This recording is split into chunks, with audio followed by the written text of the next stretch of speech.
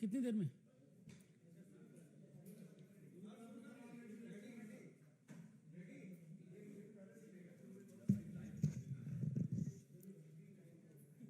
औरों को भी देखना पड़ता है भाई।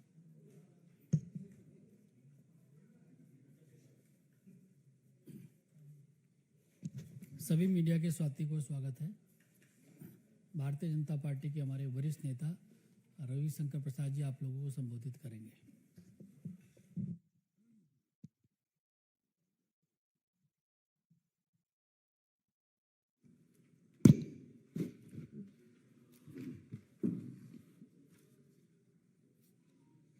आदरणीय अनिल बलून जी, सभी पत्रकार मित्रों नमस्कार। मुंबई में जो बैठक हुई और उसके बाद जो प्रेस में बातें आई, पार्टी के राष्ट्रीय मंच से उसका उत्तर देने के लिए मैं आपके सामने उपस्थित हूं, हमारे केंद्रीय कार्यालय में।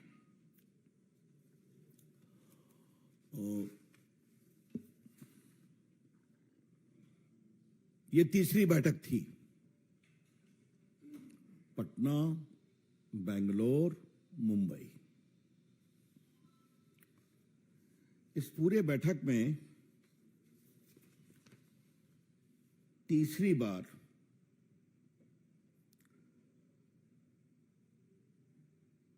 क्या आपको भारत का कोई विजन दिखाई पड़ा? क्या गरीबों के कल्याण के लिए कोई प्रामाणिक विकल्प सामने आया? क्या देश की महिलाओं, बच्चों, स्वास्थ्य के लिए कोई ठोस बातें कही गई? क्या भारत की संप्रभुता, सुरक्षा, आतंकवाद के खिलाफ प्रामाणिक संकल्प का कोई संकेत दिया गया? और क्या देश के विकास, ढांचागत और औद्योगिक विकास की कोई रूपरेखा प्रस्तुत की गई? In the third meeting of the so-called alliance, there was no vision for the development of India, no roadmap for the upliftment of poor, no strategy to address the concern for the farmers, as they claim, or the women, or the children. And the most important, forget roadmap, not even an acknowledgement of the threat to India from terrorism, radicalization, and secessionist forces. Bharat में diversity है। ये लोग भारत में विकल्प की तलाश करने निकले हैं और इनकी पूरी कोशिश सिर्फ एक है, नरेंद्र मोदी जी को मन भर गाली पढ़ो। That's all. Their only recurrent theme is abuse Shri Narendra Modi ji as much as possible. तो आज के उनके प्रेस में और आज के उनके टिप्पणियों में विकल्प की तलाश नहीं थी। कौन नरेंद्र मोदी जी को कितना शापित कर सकता है, इसकी प्रतिस्पर्धा थी। There was only competition as to who exceeds whom in cursing, abusing Narendra Modi ji. ये लोग चले हैं देश को बनाने के लिए। ये आरोप लगाते हैं कि नरेंद्र मोदी जी स्वयं और उनकी सरकार अधिनायकवादी है, सवालों का जवाब नहीं देती, संविधान के अनुसार नहीं चलती। मैं आप पत्रकार मित्रों से आज एक बात कहना चाहता हूं, यह तीसरी बार हुआ है कि नेता बैठे हैं, कोई पत्रकारों के प्रश्नों का जवाब नहीं दिया गया। आई एम रिपीटिंग, पटना में एक दो सवाल हुआ, फिर नीतीश जी ने कहा हो गया। बेंगलुरु में कहा गया समय नहीं है, और मुंबई में आपने देखा। तो आप सवालों का जवाब नहीं देंगे, प्रेस कॉन्फ्रेंस करेंगे, कैसी ऑर्गेनाइज हुई छोड़िए, उसको मुझे कुछ नहीं कहना, लेकिन आरोप हम पर लगाएंगे। ये कौन सा आचरण है भाई? लेकिन आज मुझे सबसे कौतूहल हुआ है, जो तथाकथित इंडिया का रेजोल्यूशन जो है, ये मेरे पास है, जो उसको रिलीज किया गया है, जरा मैं उसको पढ़ना चाहता हूं। We the India parties hereby resolve to contest the forthcoming Lok Sabha election together as far as possible. Sheet sharing arrangements in different states will be initiated immediately and concluded at the earliest in a collaborative spirit of give and take. ये give and take शब्दावली ने मुझे बहुत ही प्रभावित किया है। प्रभावित क्या कहूं, कौतूहल दिया है। इनको कोई आश्चर्य नहीं है ना, इस अलायंस के लोग गिव एंड टेक की भाषा से बहुत परिचित है। इनकी पूरी राजनीति गिव एंड टेक पर आधारित है। पूरा 2G गिव एंड टेक था, पूरा कोल स्कैम गिव एंड टेक था, पूरा आपका कॉमनवेल्थ गिव एंड टेक था। और लालू प्रसाद जी और उनकी सरकार ने तो गिव एंड टेक की पराकाष्ठा प्राप्त कर दी साहब। चारा घोटाले में सजा मिल गई, एक नहीं कई केसेस में हैं बेल पर, तो साहब नए नए प्रकरण खुलते हैं। जमीन दो नौकरी लो, तो गिव एंड टेक का इससे बड़ा नमूना क्या हो सकता है? मैंने एक बार कहा था, और आज इनकी बैठक के बाद, इनके प्रस्ताव के बाद उसको मैं दोबारा दोहराना चाहूंगा। अनिल बाबू पहाड़ के पंडित जी हैं, तो इनसे हमारी आध्यात्मिक चर्चा भी कभी कभार होती है। तो ये अपनी संरचना जो है, ये पंच तत्वों से हम बने हैं। हाँ, भारतीय संस्कृति संस्कार में, हिंदू सनातन धर्म में हम कहते हैं कि ये जीवन 5 तत्वों से बना है: जल, थल, नभ, वायु, अग्नि। The human existence owes itself to 5 elements: the earth, the fire, the air,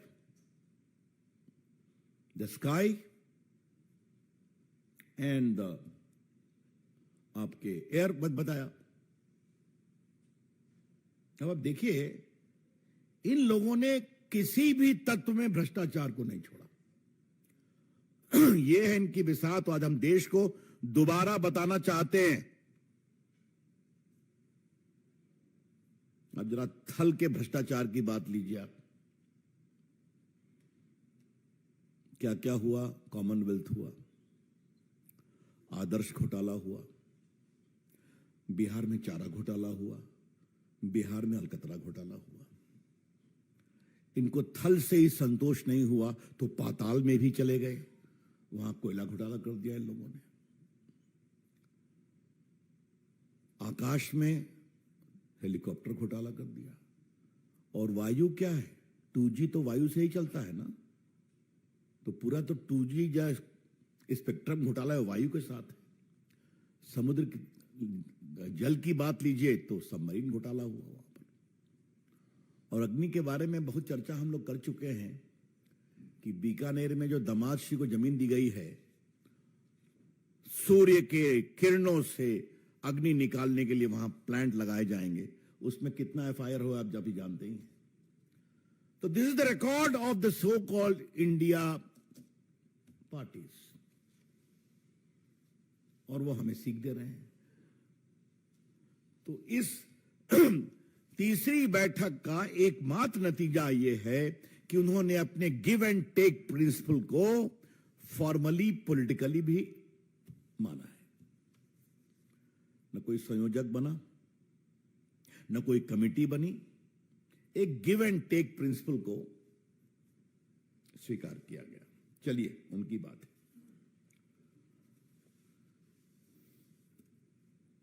हम एक बात जरूर कहना चाहते हैं, लेटेस्ट सर्वे में नरेंद्र मोदी जी की लोकप्रियता प्यू सर्वे में आपने देखी है, दुनिया में भी देखी है, भारत में भी देखी है। ये कैसे शब्दों का प्रयोग करते हैं। लालू प्रसाद जी, राहुल गांधी। लालू प्रसाद जी आप बेल पर हैं, पता है ना आपको? हाँ, इससे अधिक मैं नहीं बोलूंगा। और आप प्रधानमंत्री के बारे में क्या क्या कहते हैं, इतनी शर्मिंदगी भरी बात तो मैं बोल नहीं सकता। आप सभी जानते हैं उन क्या शब्दों का प्रयोग कर रहे हैं, क्या दबा देंगे उनका, मुझे बताने की जरूरत नहीं है।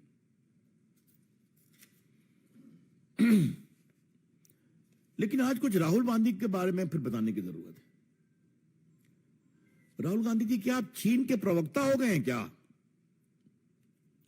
और ये बात हम बड़ी जिम्मेवारी के साथ बोलना चाहते हैं। Mister Rahul Gandhi, have you become the spokes person of the Chinese establishment? और ये बात मैं बहुत जिम्मेवारी से कहना चाहता हूं कि भारत की सेना ने लद्दाख के बारे में बार बार बताया है, गलवान में क्या हुआ, बाकी जगह क्या हुआ, हमने क्या क्या काम किया, क्या साहसिक काम किया। आप सेना को भी विश्वास नहीं करते हैं, तो आपसे और क्या अपेक्षा की जाए? आप सेना की शहादत का सबूत मांगते हैं, तो आपसे और क्या कहा जाए?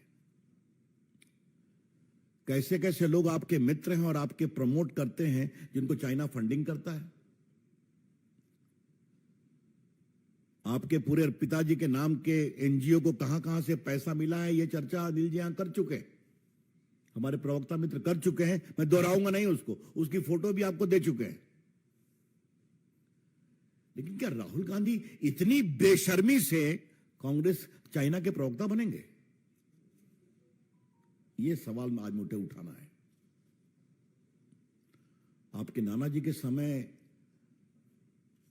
4500 किलोमीटर की जमीन चली गई।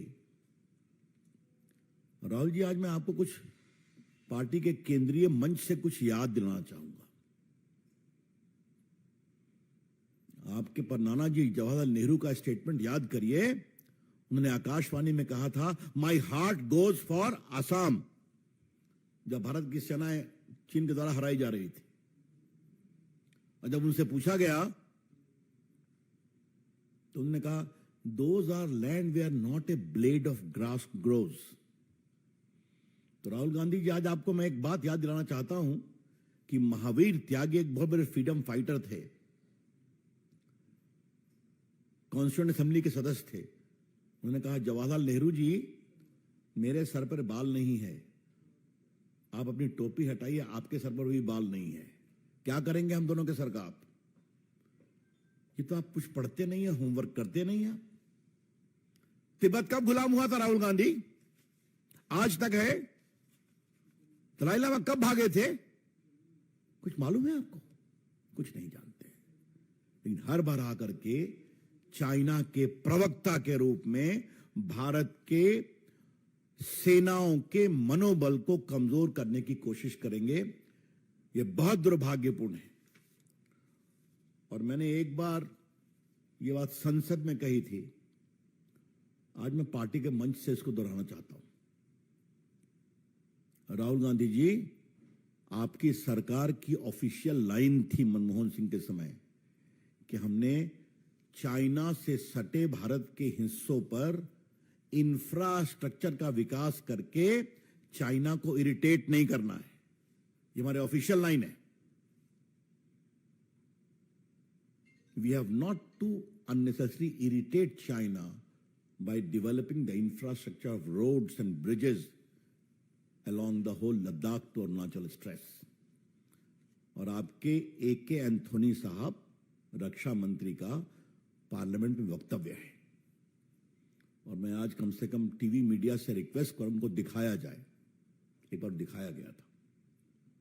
और आज लद्दाख से लेकर अरुणाचल तक राहुल गांधी, सारी सड़कें बन गई हैं, सारी पुलिया बन गई है, और सेना के ट्रक सामान लेकर के दौड़ते हैं, औजार लेकर दौड़ते हैं। राफेल के बारे में आपने क्या क्या कहा ये तो सभी जानते हैं। उस पर भी आज राफेल जब गरजता हुआ उड़ता है तो भारत अधिक सुरक्षित होता है। तो हम इतना कहना चाहेंगे कि क्या कहीं ना कहीं चाइना भी आपके अलायंस से प्रसन्न हो रहा है क्या?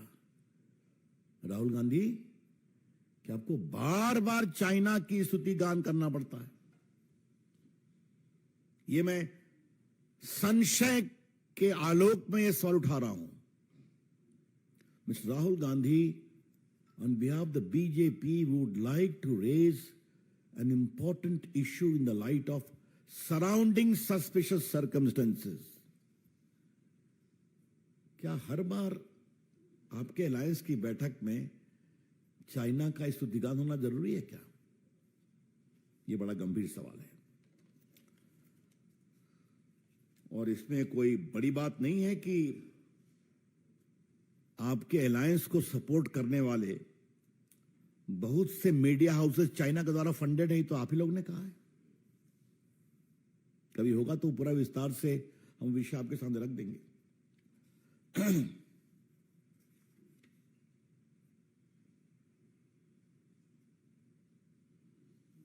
आज पार्टी की ओर से हमें एक और बहुत गंभीर सवाल उठाना है। यह इस देश की जनता को तय करना है, क्या वो ऐसी पार्टी और ऐसे नेता को चुनेगी जो भारत के विकास, गरीबों के विकास और भारत की रक्षा के प्रति प्रतिबद्ध हो, कमिटेड हो, या ऐसे अलायंस को चुनेगी जहां हर चीज के दाम लगते हैं? ये है बड़े सवाल और इसमें भारत की सुरक्षा का भी बहुत बड़ा सवाल है। और मुझे ये बात जरूर कहनी है कि जिस तरीके से विकल्प का अभाव, ये बात चूंकि यहां से कही गई है शायद कल परसों में, मैं उसको दोहराऊंगा। उनके अलायंस में न नीति है, न नीयत है, न कार्यक्रम है, न भारत के विकल्प और भविष्य की रूपरेखा है। न नीति, न नीयत, न कार्यक्रम, न विकल्प की रूपरेखा। और उस अलायंस के लोगों को समझना पड़ेगा कि नरेंद्र मोदी की सरकार क्यों लोकप्रिय है।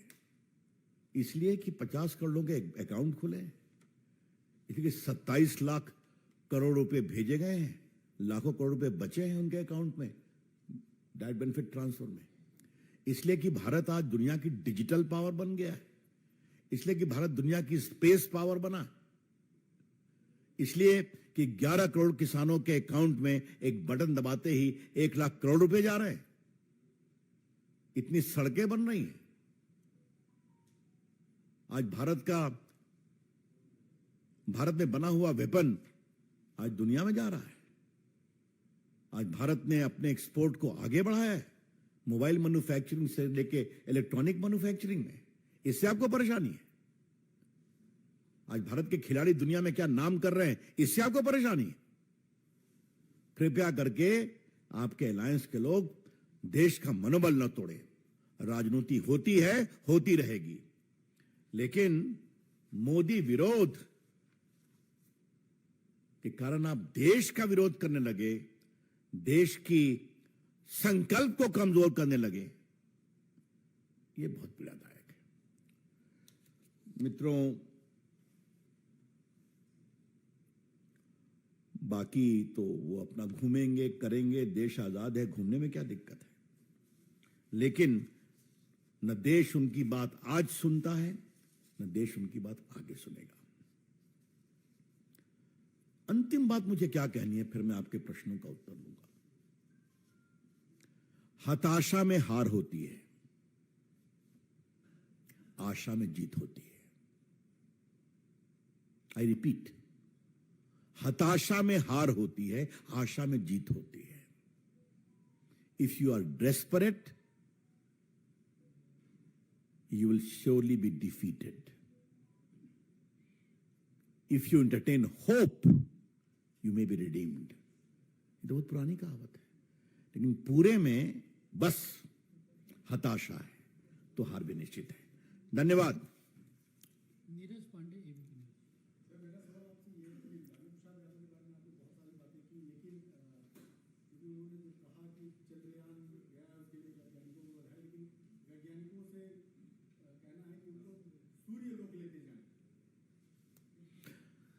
अब इसमें मैं क्या बोलूं, इसके पीछे भी हताशा है ना। सीधा तो आलोचना कर नहीं सकते तो घुमा के कर रहे हैं। अरे भाई 10 साल तो थे ना आपकी सरकार मनमोहन सिंह की, करते आप, अच्छी बात है। अब तो मैं बताऊंगा अनिल जी आपको, पता नहीं, आपको एक बार अपनी टीम को लगाइए कि जो उधर से कमेंट हो रहा था उसमें खाली 62 के पहले नेहरू जी ने क्या किया था यही दिखाया जा रहा था, बाद में कुछ नहीं दिखाया जा रहा था। ये है उनकी स्थिति।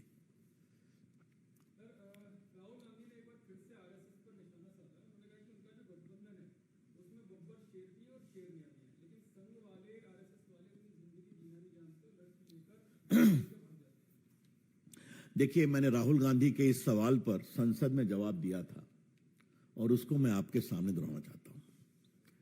एक तो पहली बात है, अगर राहुल गांधी आरएसएस का पूरा फॉर्म बोल देंगे तो हमें बहुत संतोष होगा। हमें डाउट है कि उनको आरएसएस का पूरा नाम पता है। मुझे डाउट है उनको आरएसएस के ओरिजिनल संस्थापक का भी नाम पता है। लेकिन राहुल गांधी जी, आज मुझे आपको एक बात कहनी है। आपके पिताजी, आपकी आदरणीय दादी जी और आपके आदरणीय परनाना जी, ये सब आरएसएस को कोसते रहे, इनकी पूरी राजनीति। आज आरएसएस कहां से कहां पहुंच गया, हम सबों को गर्व है, हम उसके स्वयंसेवक रहे हैं। इतनी बड़ी संख्या में एमपी, मुख्यमंत्री, प्रधानमंत्री भी संघ का प्रचारक रहा है। तो ये बाकी क्या विकास की दिशा में, क्या वनवासी की दिशा में, क्या शिक्षा के क्षेत्र में इतना संघ का विस्तार हुआ है। तो संघ तो बढ़ता गया। राहुल गांधी जी, आप कहां गिरते गए? अपना नंबर देखिएगा तो कृपया करके, कोसते कोसते आप कितने सिमट गए हैं, एक बार इसका विचार करिए, अच्छा लगेगा।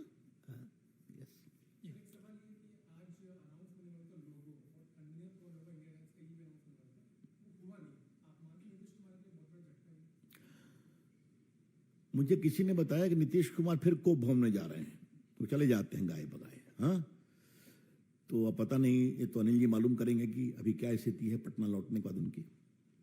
लेकिन उनका तो खिला राहुल हमारे बिगाड़ दिया लालू जी ने ही।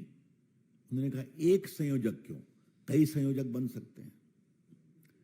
तो ये लड़ाई है बड़ी रोचक। भतीजा को मुख्यमंत्री नहीं बनाएंगे तो समस्या आएगी।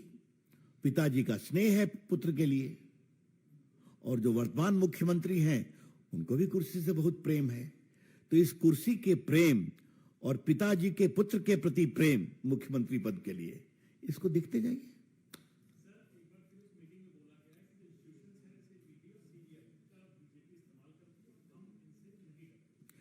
ऐसा भैया, ये तो बहुत दिन से सुन रहे हैं ना, कोई नई बात तो है नहीं। लेकिन आज पूछा गया है तो अनिल जी मुझे जवाब देने दीजिए। एक भी ईडी सीबीआई के केस में इनको न्यायालय से राहत मिली क्या? मैं बोलना चाहता हूं। दिल्ली के तथाकथित लोकप्रिय पूर्व उप मुख्यमंत्री कितने दिनों से जेल में हैं? कितनी बार बेल की कवायद कर चुके हैं? बाकी लोग कितनी बार अंदर गए हैं? आप मुझे बताइए। तो ये देखना चाहिए ना भैया। आप शिक्षा का घोटाला करेंगे, कोयला का घोटाला करेंगे, माइन का घोटाला, तो आपकी कार्रवाई नहीं होगी क्या? ये जो छत्तीसगढ़ के मुख्यमंत्री हैं, वहां पर क्या क्या घोटाला हो रहा है, उनके कितने अफसर पकड़े गए, सच्चाई नहीं है क्या? कभी भी उन्होंने मेरिट पर नहीं बोलते हैं कि अपने आरोप गलत, ये नहीं बोलते हैं। बस ये बात है।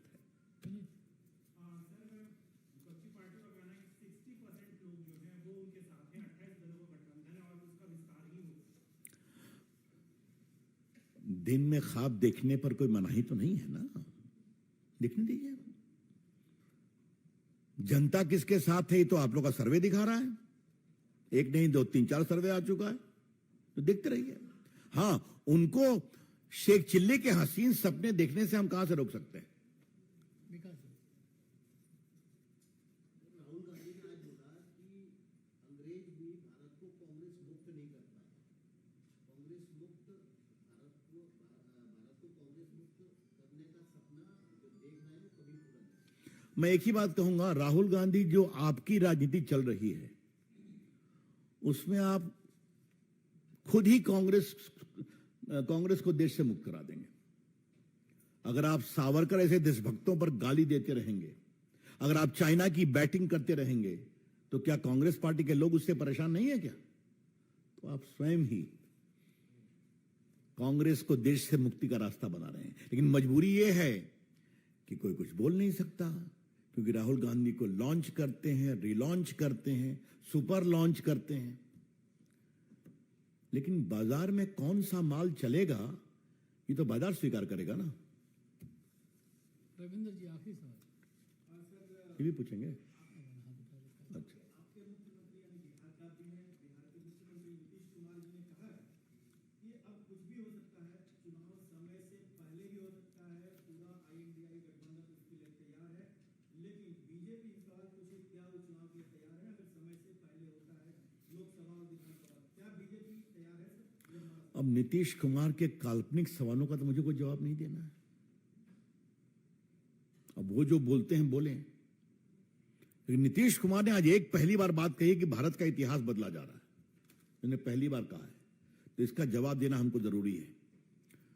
नीतीश कुमार जी, आप ये बताइए, सरदार पटेल की प्रतिमा लगी है, इसको आप ठीक मानते हैं, गलत मानते हैं? दुनिया की सबसे बड़ी प्रतिमा। नीतीश कुमार जी, सुभाष चंद्र बोस को दिल्ली में सम्मान से लगाया गया है कर्तव्य पथ पर, इसको आप उचित मानते हैं कि नहीं? नीतीश कुमार जी, वामपंथी इतिहासकारों ने कहा था कि भगत सिंह, रास बिहारी बोस, ये लोग टेररिस्ट रेवोल्यूशनरी थे, आतंकवादी रेवोल्यूशनरी थे, पढ़ाया जाता था।